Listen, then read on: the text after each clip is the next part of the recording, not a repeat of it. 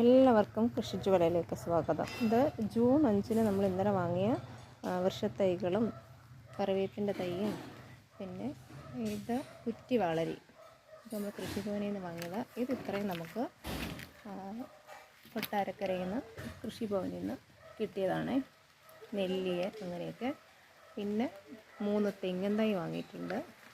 പിന്നെ എന്താ മാവിൻ്റെ തൈ കണ്ടോ 2. ഇതിനെല്ലാം ഒരെണ്ണത്തിന് 200 രൂപ വെച്ചിട്ടും തെങ്ങിൻ്റെ തൈക്ക് 120 രൂപ വെച്ചിട്ട്, പ്ലാവിനാണെങ്കിൽ 200 രൂപ. പിന്നെ ഇതും ഈ കവറിൽ കിട്ടിയേക്കുന്ന ഇത് ഇത്രയും ഈ 2 പാവും ഇത് നമുക്ക് 50 രൂപയ്ക്ക് കൃഷിഭവനിൽ നിന്ന് ഇന്നലെ 75% സബ്സിഡിക്ക് 3 ഐറ്റം കിട്ടിയതാണ്. അങ്ങനെ കുറച്ച് ഐറ്റം കിട്ടിയിട്ടുണ്ട്. അപ്പോൾ ഓക്കെ, നിങ്ങളിതുപോലെ വൃക്ഷത്തൈകൾ വെച്ച് പിടിപ്പിക്കണം. അടുത്ത വർഷത്തെ ചൂടിൽ നിന്നും നമുക്ക് രക്ഷ